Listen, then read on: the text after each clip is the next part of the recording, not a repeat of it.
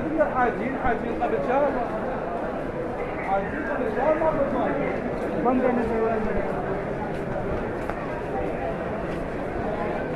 जी मस्जिदुल हरम के अंदर कितने प्यारे मनाज़र हैं।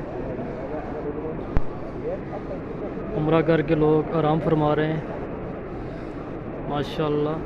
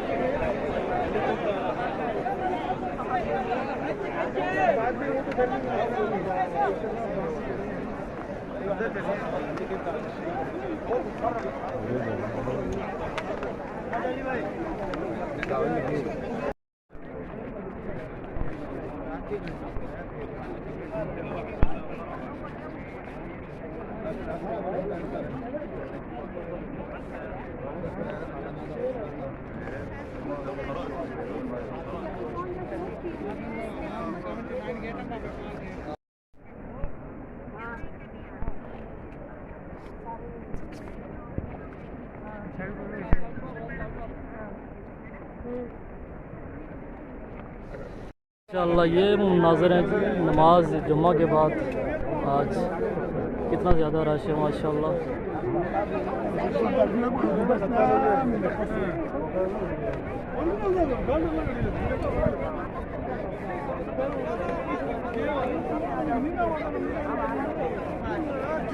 हर तरफ नमाजी नमाजी माशाअल्लाह, बहुत ज़्यादा रश है। आज रमज़ानुल मुबारक का पहला जुमा है और ये रश देखें मस्जिदुल हरम के बाहर सैन में।